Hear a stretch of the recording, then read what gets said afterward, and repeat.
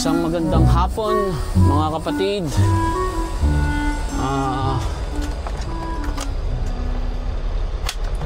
Dire-diretso na biyahe natin. Nag-shower lang ako after kong mag-load ng pipe.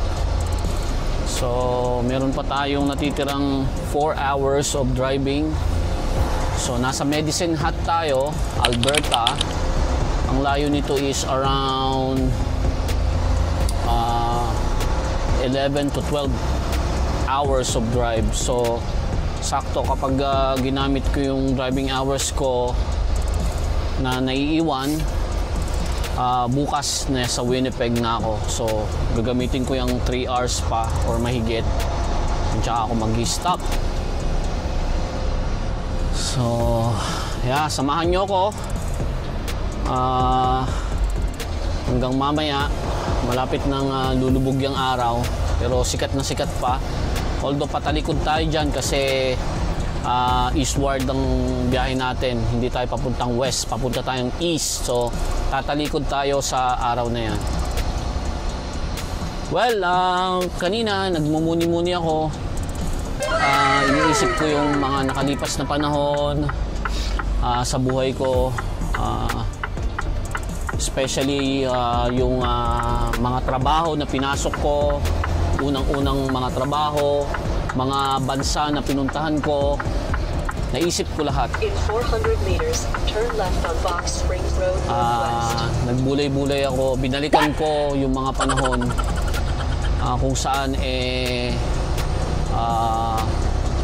nagkaroon ako ng unang trabaho, no? Ang kauna-unahang trabaho ko ay isang electrician. Yan, ang unang trabaho ko. 21 years old ako nung naging electrician ako. Bali, ang course ko is electrical engineering. And dun sa school namin, pag yun ang course mo, pinapakuha ka ng master electrician, exam ng master electrician. So nag-take ako ng exam na yon, and then ang naging first job ko is building electrician, building ng mga simbahan, no? So yun ang unang job ko na land ko na job. Hindi naman nagtagal yon, no? After ng I think 1 year, no, na pagtatrabaho as an electrician, nag-install ako ng mga linya ng ilaw, electric fan, switches, ano. Bali nag-decide ako na mag-abroad, no. Nagkaroon ako ng opportunity para makapag-abroad. Ang unang bansa na napuntahan ko ay Taiwan. That was 1998 to 2001. 3 years ako sa Taiwan. So shout out sa mga naging katrabaho ko, no. I'm trying to reconnect sa kanila pero wala akong mahanap na kasi nung panahon namin 1998, wala pang wala pang social media, no. Yahoo lang ang meron diyan. Kahit nga Yahoo Messenger, wala pa ng time na yan, 1998. Ewan ko kung meron na. Correct me if I'm wrong, ano? Kung ang taon na 1998, meron ng Yahoo Messenger. Sa tingin ko, wala pa. Pero meron ng Yahoo. No? Wala pang Google niyan. Sa tingin ko, correctin nyo lang ako kung mali ako. So, nag-start din ng cellphone na lumabas ng mga panahon na yan. Yung mga maliliit na cellphone like Nokia, Ericsson, yung taon na yan, 1998. So, shout out sa mga mga workmate ko sa Far Eastern Textile Limited Nelly Plant. Yan yung planta between Chungli and Taoyuan. So shout out sa inyo. Kung sakali man in the future merong makapanood ng video ko na to, please message nyo ako. Let us reconnect, no? Usap tayo. Namimiss ko kayo, yung mga katrabaho ko diyan. Meron akong nahanap na isa, si Bobby Basco. Kaso wala, hindi siya nagre-reply sa akin sa message ko. But then, shout out sa inyong lahat. Sana merong makapag-subscribe sa akin o makakita ng video ko, ng Facebook ko na nanggaling sa Far Eastern Textile Nelly. Taong 1998 to 2001 ako nandyan. Yan. So, galing din ako ng Taiwan. And then, after Taiwan, bumalik ako sa Pilipinas. At nung time namin na yan, hindi ka na pwedeng bumalik uli ng Taiwan. Hindi pwede. One time lang. Nung time na yon, ang policy is, once na nanggaling ka na ng Taiwan, hindi ka na pwedeng bumalik. So, after 3 years, bumalik ako ng Pilipinas. Wala na akong chance na makabalik. Kung makakabalik pa ako nun, for sure, nakabalik ako. Pero since hindi na pwede, nagkaroon ako ng ibang work. Yung time na yan, dyan na ako nagkaka-idea about trucking. Dahil nga, ang trabaho ko doon is sa transport. Sa textile ako ang nagpo-forklift ng mga product namin at inilo-load sa mga truck. So parang yung time na yon, gustong-gusto ko nang maging truck driver.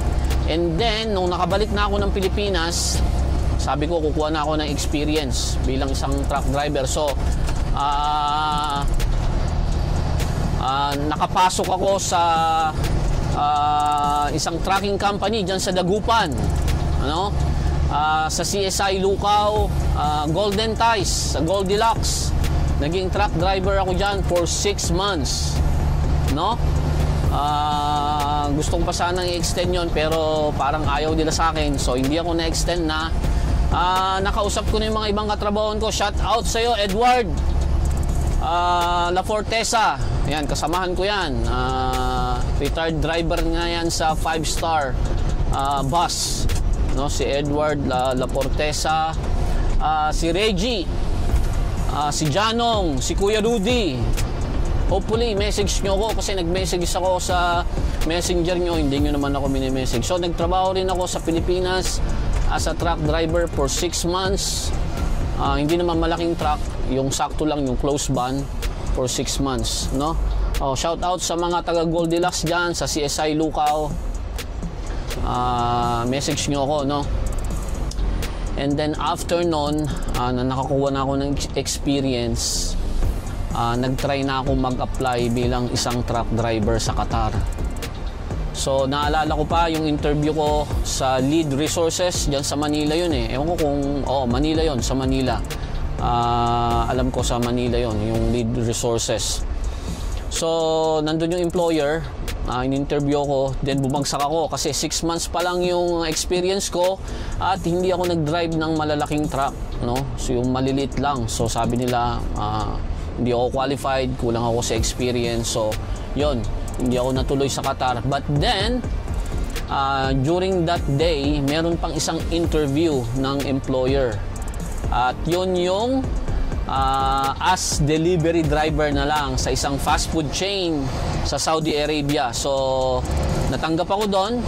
Shout out sa mga KFC drivers dyan sa Alcobar. Nandyan ako year 2002 to 2004 to 2006, Naging delivery driver ako dyan. Shout out KFC Alcobar, Chicken Tikka and Hardee's drivers. Kumusta na kayo?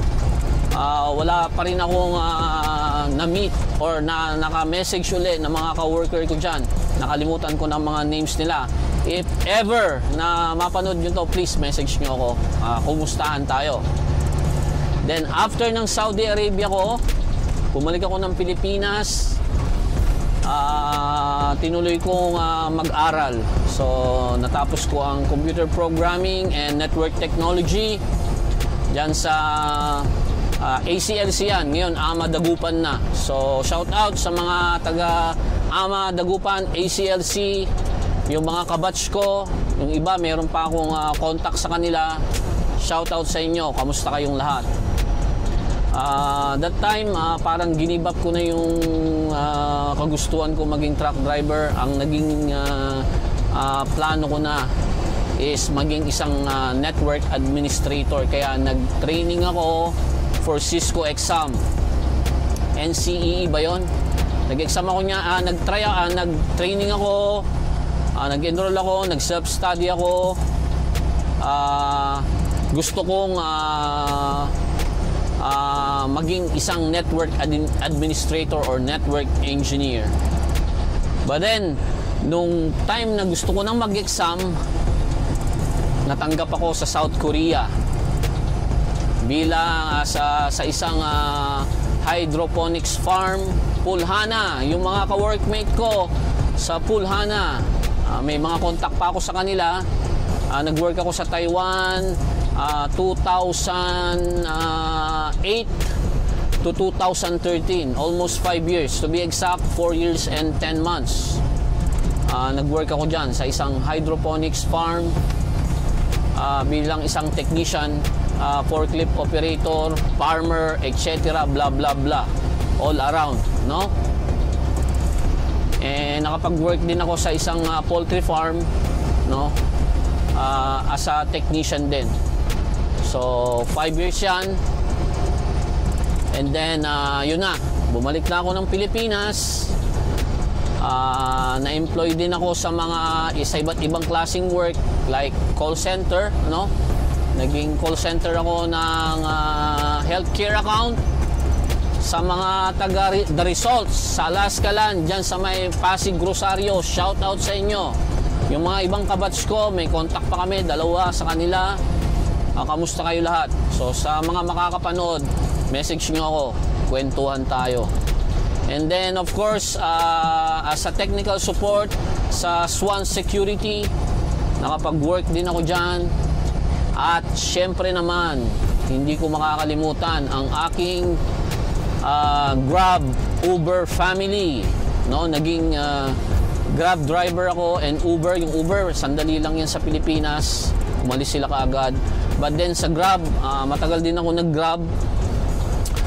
Shout out sa aking grupo, ang Pusang Gala. I'm a Pusang Gala forever. Kamusta kayo? Tatlong sa mga kagrupo ko na yan nandito sa Canada na. Si Kuya Jerry Cortez.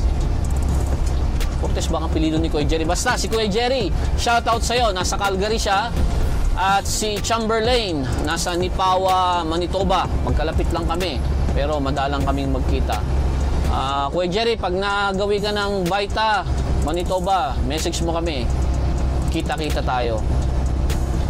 And sa grupo ko sa Cagayan, Team Conejo, Cagayan, alam ko hindi ako masyado kilala ng mga pero si Boss Ronald Tayawa, siya yung kumbaga contact namin sa Team Conejo dyan sa Cagayan chapter. Kamusta kayo lahat? Boss Ronald, kamusta na? Magiging kapitan na yan and later on mayor ng kanilang bayan. Kamusta sa inyo? Shout out sa inyong lahat. At Pusang Gala, ang mga kasamahan ko dyan, si Paps Badje, si Kernel, si Paps Josel, Joram, si Paps JK, si Paps Mikey, si Kyle, si Lolo Kulangko, congratulations sa'yo. Sa bagong kasal siya, good luck sa buhay may asawa.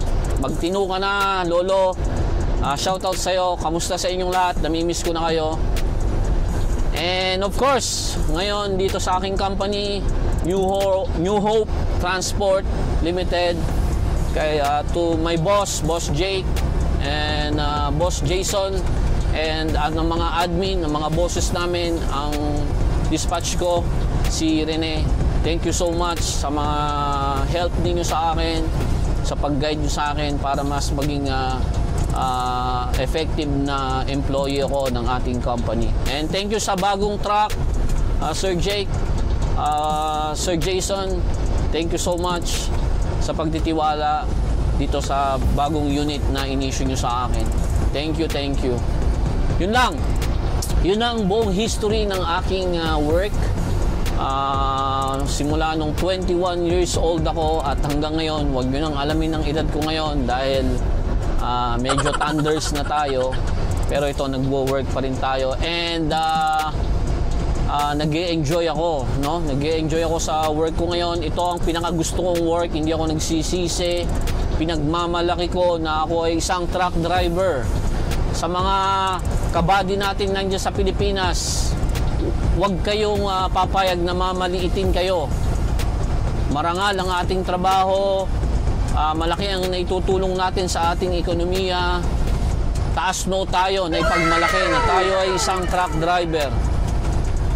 Saludo ko sa mga truck driver natin sa Pilipinas dahil alam ko ang kanilang sakripisyo, ang kanilang pagsusumikap, ang kanilang sipag, ang kanilang tiyaga, pagtitiis sa bulok na sistema na meron tayo dyan. Napabayaan na ang ating mga truck driver dyan sa Pilipinas. Noon, isa ako sa mga driver na naiinis sa mga truck dahil ekis-ekis sila sa kalsada, no? Lalong-lalo na nung wala pang truck lane dyan, lalong-lalo na dyan sa C5, nagagalit ako talaga. Pero nung nalaman ko, nung pinag-aralan ko, nung naging truck driver ako, naunawaan ko kung bakit nagkakaganyan ang sistema ng pagmamaneho dyan sa atin sa Pilipinas. Dahil alam ko, napakahirap ng sitwasyon nyo dyan. Inaabangan kayo ng mga buhaya, may truck ban, may truck lane, traffic, maliit na kalsada, maliit na sweldo, walang benepisyo, walang pahinga, hindi magandang unit. Kung pwede lang sana na maging makagaya ang sistema dito ay maging kagaya dyan, mas maganda sana, no? Kung pwede lang na makapunta kayo dito sa Europe, dito sa Canada, sa US, para madala nyo yung skill nyo rito para mas ma-compensate yung effort ninyo bilang isang truck driver. Kung pwede lang sana. Kaya kung may chance kayo, grab the opportunity kung pwede kayong makapangibang bansa, no? Kasi hanggat hindi binabago ng ang sistema para sa mga truck drivers dyan sa atin sa Pilipinas, patuloy akong manghihikayat sa mga kabady natin na mangibang bansa kayo dahil hindi sapat ang natatanggap nyong benepisyo, sweldo bilang isang truck driver dyan sa Pilipinas.